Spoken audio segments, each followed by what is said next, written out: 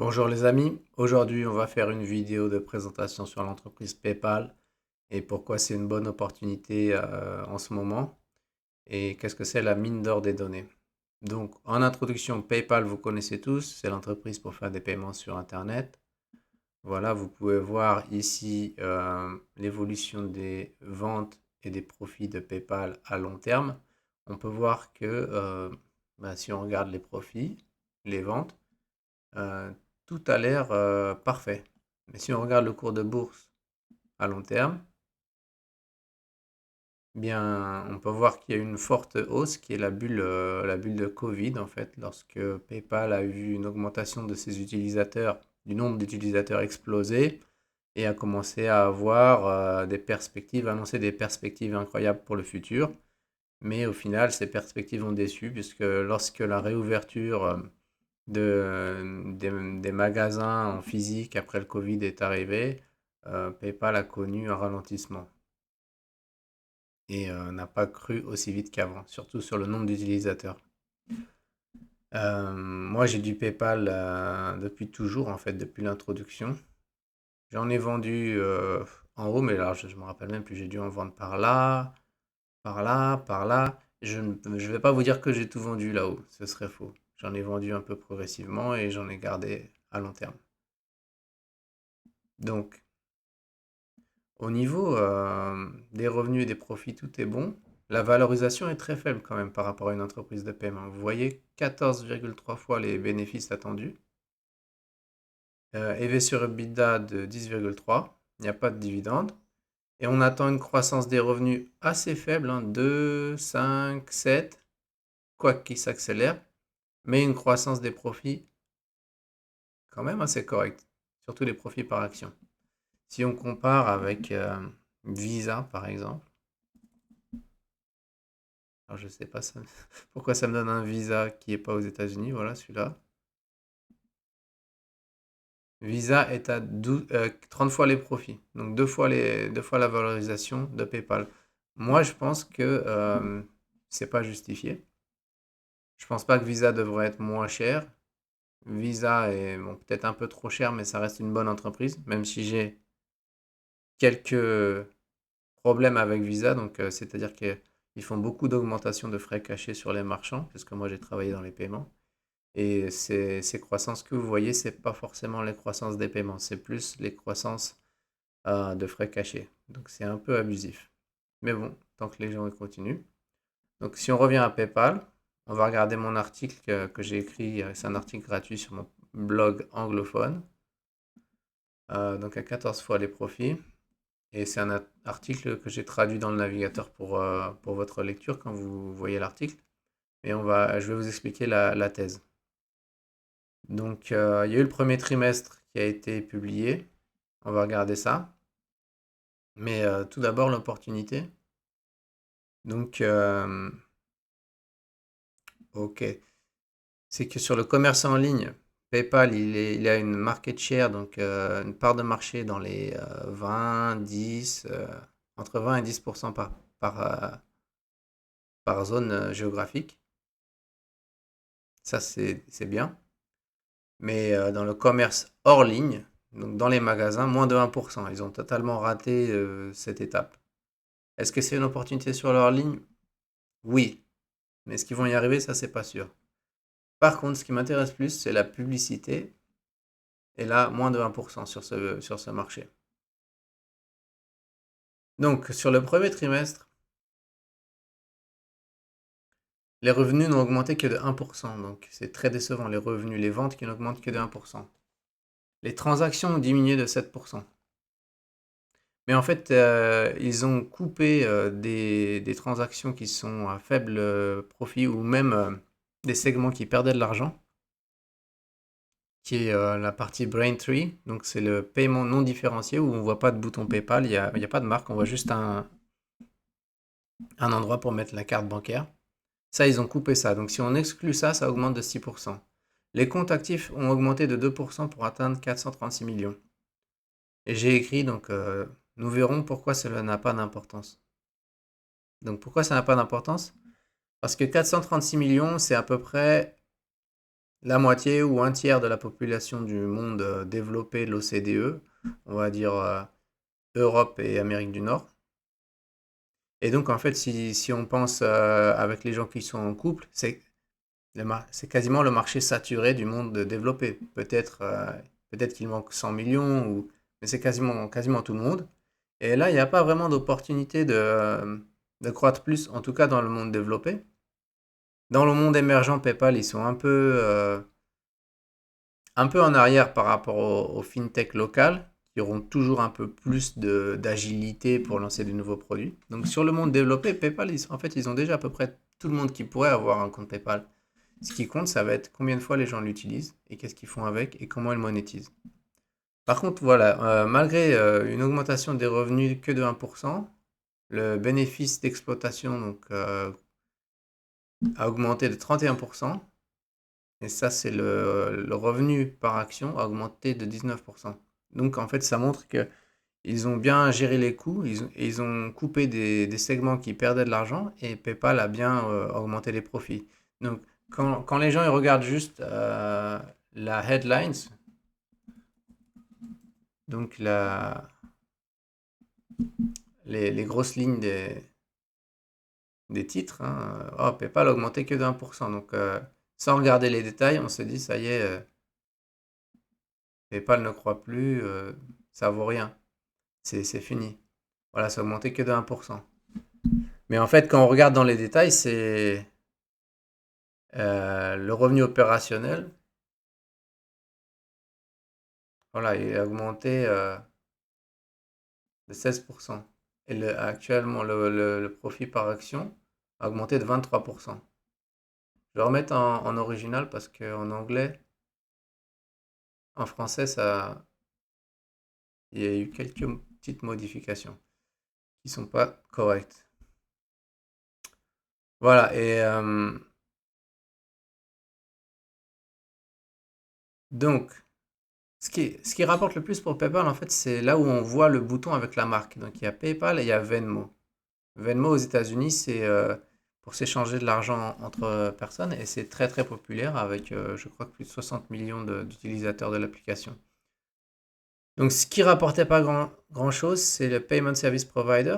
Ça rapporte que des fois, certains segments ne rapportaient pas ou perdaient de l'argent. Donc ça, ils l'ont limité. Ça a cru que 2%. Par contre, ce qui rapporte beaucoup, c'est le bouton PayPal. Ça a augmenté de 4% ou 6% si on exclut un jour férié ou un jour en moins dans le trimestre, hein, je n'ai pas le détail. Et Venmo, qui est l'autre application plus pour les jeunes, de 10%. Donc en fait, c'est très bien. Et la marge brute sur les transactions a augmenté de 7%. Une autre chose qui augmente beaucoup, de 17%, c'est les Value Added Services. Donc, c'est les services additionnels qui rapportent de la valeur. Valeur pour le client, valeur pour l'actionnaire. Principalement, pour le moment, ce sont des prêts. Des prêts au moment de faire un paiement ou même un prêt pour le marchand parce que PayPal a toute l'information sur le vendeur. Combien il fait, depuis combien de temps il a son business, qu'est-ce qu'il vend.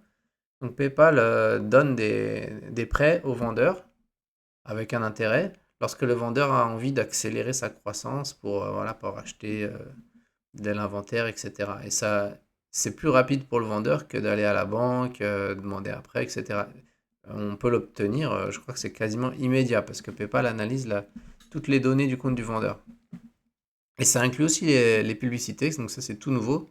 Et je pense que ça fait pas beaucoup de... Enfin, sur ces 775 millions, la publicité, ça va être très petit pour le moment. Ok, donc là, on peut voir la croissance. La croissance des bénéfices par action est de 23%. Par contre, sur le reste de l'année, ils ont calmé un peu les expectations du marché, les attentes du marché.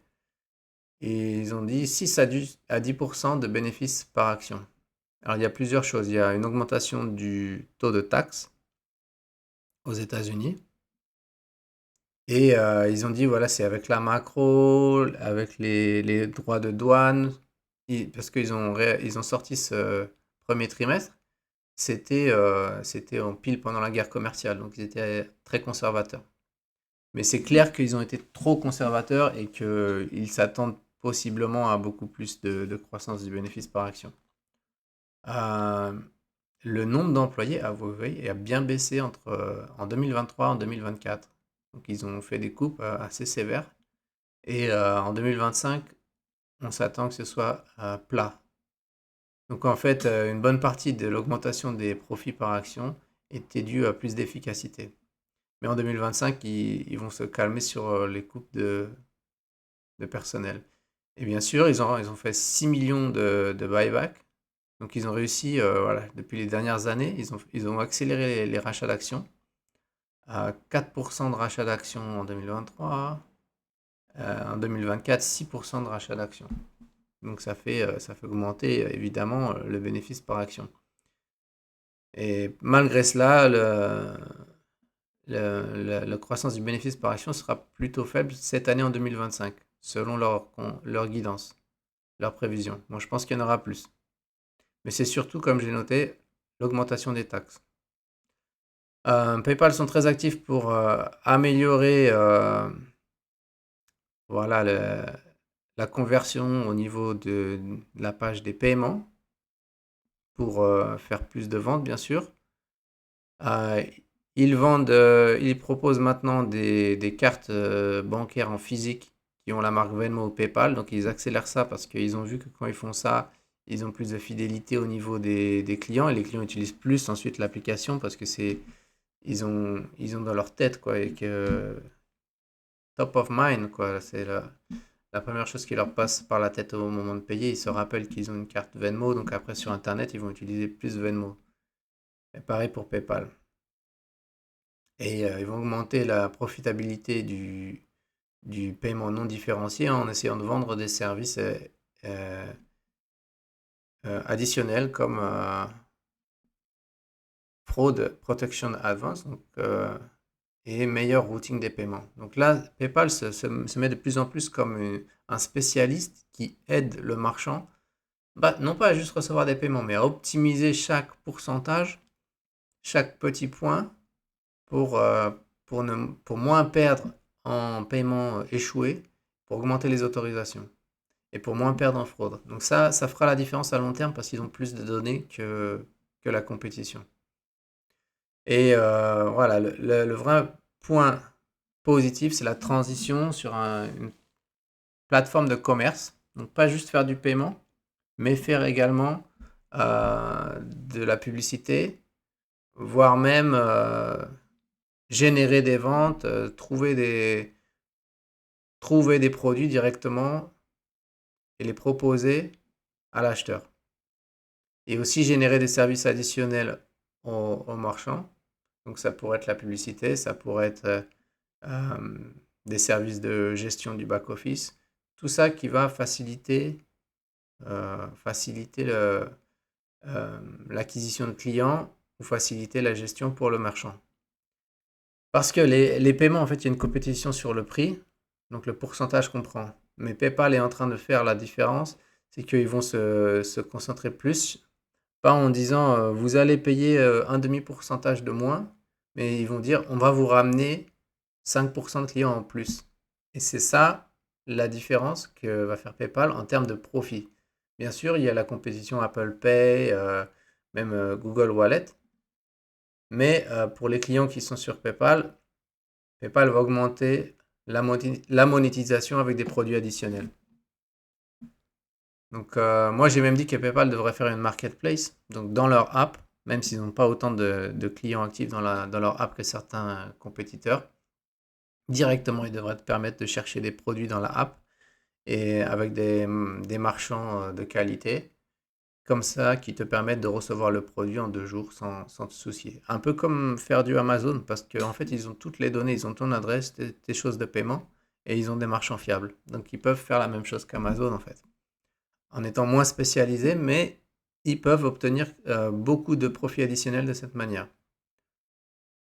Là, ils montrent qu'en fait, ils gagnent beaucoup plus d'argent. Donc, la marge passe de 1 fois à 9 fois quand ils passent de processer des cartes sans le bouton PayPal à 9 fois plus quand il y a le bouton PayPal, à 12 fois plus quand ils rajoutent des services, donc au niveau du risque, au niveau de la conversion de monnaie, faire les payouts. Les payouts, c'est quand un produit, par exemple, pour envoyer des paiements à 100 freelances en même temps. Tac, tu envoies 100 paiements en une seconde en un clic. Et beaucoup plus quand on rajoute les nouveaux produits, Fastlane, la publicité, la personnalisation et le lien vers des services d'une autre partie. Donc moi, ce qui me plaît le plus, c'est la publicité parce que par exemple, dans cet exemple, on voit que PayPal, bon, si quelqu'un utilise tous les produits PayPal, on peut savoir beaucoup de choses sur sa personne. On peut savoir qu'il est client de Uber Eats, qu'est-ce qu'il aime commander sur Uber Eats, quelle est sa taille de chaussures, même en quelle période de l'année elle achète des chaussures, qu'est-ce qu'il a comme subscription digitale, qui fait des tournois de golf, qu'elle fait de la hiking, c'est de la randonnée, PTA, je ne sais pas ce que c'est, organise des choses, et qu'elle paye des suppliers, des vendors au Brésil, qu'elle paye des fournisseurs au Brésil.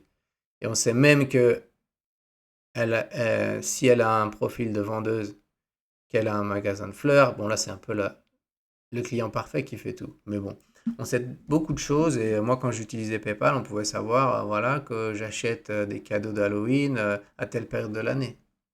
On peut même savoir la taille des enfants, on peut même deviner quelle sera la taille l'année d'après, parce que c'est pas compliqué quoi. Tu achètes du 8 ans, l'année d'après tu achètes du 9 ans. Donc PayPal a toutes ces données et qu'est-ce que peut faire PayPal? Il peut t'envoyer des offres. Donc il peut t'envoyer des offres quand tu es dans la app. Donc là, tu as envoyé un paiement à Alicia, tu reçois un bonus Disney Plus qui t'offre 7 jours de trial, de gratuit quoi. Ou alors des cashbacks, tiens, Aldi 20% de cashback. Donc PayPal, petit à petit, va rentrer dans la vie des gens qui sont clients actifs et leur proposer des offres et des produits qui sont vraiment adaptés à leur consommation. Ensuite, il y a l'IA et le commerce agentique. Donc ça, c'est en fait, tu demandes à ton assistant, voilà, rachète de l'encre pour mon imprimante et tac, il va te trouver des trucs. Donc c'est un peu comme Marketplace. Mais aussi, PayPal va faire des partenariats avec des IA. Quand tu cherches quelque chose dans ChatGPT, par exemple, tu pourrais peut-être payer à l'intérieur de ChatGPT. Alors là, j'ai dit que c'est un positif pour PayPal par rapport au juste la carte. Mais je pense que les compétiteurs comme Apple Pay et Google Pay vont faire la même chose parce qu'ils vont être aussi intégrés dans les IA. Donc ça va aussi rapporter de la compétition. PayPal donc a beaucoup plus d'installations d'app que la compétition. En rajoutant PayPal plus Venmo, on a 3 fois plus que ça c'est Cash App de, de Square. Après, ils ne sont pas tous actifs, mais ce sera à PayPal d'utiliser le moment où ces gens sont actifs pour les fidéliser, pour leur donner des bonnes offres et des services additionnels. Un des services qu'ils font par exemple, c'est que tu peux voir dans la app où sont tous les paquets que tu as commandés. Ah tiens, il est dans tel endroit, il arrive dans 1 heure, etc. Il y a des choses comme ça. Ou pour faire des réclamations, si tu as des problèmes avec les vendeurs. Tout dans une seule app, pas besoin d'avoir 50 000 apps. Il y a aussi toutes tes souscriptions, tous tes abonnements digitaux sur la même page. Donc ça permet de les annuler facilement, de les gérer facilement. Donc Venmo a beaucoup d'opportunités pareilles. Fastlane, c'est pour faire du guest checkout. Je ne sais pas si vous payez en ligne des fois. Euh, on vous demande de vous inscrire sur le site. C'est vraiment galère et la moitié du temps, on abandonne, sauf si vraiment on a besoin d'un produit obligatoire qu'il faut acheter pour l'école des enfants et qu'il n'y a qu'un seul fournisseur, on va s'inscrire. Fastlane, c'est juste pour payer sans s'inscrire. Tu mets le numéro de carte, tu mets ton numéro de téléphone, boum. Et il y a pas besoin de rajouter ton adresse, etc. Donc ça permet, en fait, pour le vendeur, ça permet d'augmenter le taux de gens qui continuent le paiement et de faire baisser le taux de gens qui annulent, qui abandonnent les paiements. Il y a tellement de gens qui abandonnent les paiements, si vous saviez. C'est incroyable. Les vendeurs ne se rendent même pas compte, en fait. Le B2B, bien sûr. PayPal expérimente le B2B et il va utiliser la crypto PYUSD. Donc la crypto, c'est un stablecoin donc qui est arrimé sur le dollar pour, euh, pour permettre que les paiements B2B arrivent dans l'instant au lieu d'auparavant jusqu'à 2-3 jours entre les gens. et va ainsi créer une sorte de réseau entre les marchands B2B qu'il pourra monétiser, peut-être offrir des services de mise en relation à l'avenir, pourquoi pas. PayPal sont très ambitieux sur leur croissance à long terme. Donc là, on est dans 6 à 10% pour 2025 au niveau des profits par action. Après 2027, ils ambitionnent low teens, donc dans les 10, 12, 13% de bénéfices par action, ce qui est déjà un très bon niveau de croissance, qui est un compounder qui devrait au moins revenir à 25 fois les profits lorsqu'on a une entreprise qui croît régulièrement à cette vitesse. Mais alors, à long terme, ils ambitionnent 20% de plus. Bon, moi, je suis plus sceptique pour ça, parce que pour le moment, on n'a pas les éléments qui nous montrent qu'ils peuvent croître à plus de 20%. Mais si on croit qu'à 12%, donc beaucoup moins que leur guidance, et une bonne raison, un bon moyen de le faire, c'est qu'en fait, voilà, OPEX, les frais opérationnels, ils vont croître seulement à la moitié de la vitesse de croissance de la marge des transactions. C'est-à-dire que quand ils vont croître de 50, les frais opérationnels, la gestion, tout ça, va croître que de 25 avec l'efficacité, avec l'effet d'échelle et avec l'IA. Donc en fait, ça fait, c'est comme Visa et Mastercard d'ailleurs, ça fait de l'augmentation des profits disproportionnelle. Donc si on estime seulement 12% de croissance, qu'on prend les bénéfices estimés en 2027, 6,4, on le multiplie par 20 pour être moyen, je pense que ce sera plus. On a un objectif de 128 en 2027 par rapport à 73 aujourd'hui. Moi, je pense que c'est réaliste. Ils font beaucoup de rachats d'actions. Moi, j'aimerais bien plus de dividendes parce que même si on paye des taxes, moi, j'aime bien recevoir, réallouer des dividendes, voire pourquoi pas les dépenser au bord de la plage. Donc, mais c'est très bien et ça peut croître plus. Mais il y a ce que je rajouterai en plus, c'est que il y a un, un scénario arc-en-ciel. Si vraiment ils arrivent à fidéliser les gens à utiliser l'application comme point d'entrée pour chercher des choses à acheter, comme on l'a vu avec l'IA. Hein. Si tu ouvres l'assistant, tu dis achète-moi ça, ou peut-être même avec la voix.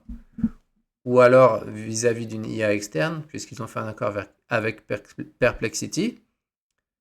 S'ils arrivent à faire ça, les profits vont augmenter de manière exponentielle et il n'y a pas de raison pour lesquelles ils seraient plus petits qu'un Amazon ou un Alibaba, parce qu'en fait, bah, ils auraient une partie du marché du e-commerce, plus que juste les paiements. Parce que si les gens utilisent PayPal aussi pour rechercher des produits, là c'est jackpot. Mais rien qu'avec la publicité et quelques services additionnels, le crédit et le B2B, PayPal peut augmenter ses profits par action de manière beaucoup plus élevée que la croissance du taux des paiements qui devrait rester, le taux de croissance des paiements qui devrait rester dans les 8, 6, 10%. Ce qui compte, c'est pas combien il y a de gens, mais c'est combien de fois les gens vont l'utiliser et combien de fois la publicité va permettre de toucher activement les gens. D'ailleurs, mon dernier point, c'est au niveau de la publicité. PayPal est en train d'expérimenter des publicités qui vont être offertes en dehors des propriétés PayPal, c'est-à-dire sur un autre site internet ou sur une autre application. Vous aurez une publicité qui ne sera pas pour PayPal, mais qui sera pour, on va dire, pour Volkswagen. Mais c'est PayPal qui aura dit à Volkswagen d'envoyer la publicité à ce client-là, à cette personne-là, parce que cette personne-là a déjà acheté des produits Volkswagen. Voilà, donc ça c'est vraiment l'avantage de la donnée, de la quantité de données qu'a PayPal. Voilà, c'est tout pour cette longue vidéo. J'espère que ça a été clair, que vous comprenez mieux l'opportunité. Donc c'est pour résumer, c'est que c'est pas le taux de croissance des paiements le plus important, c'est combien de services additionnels PayPal va permettre de générer à partir de la base de clients actifs énorme qu'elle a. Merci.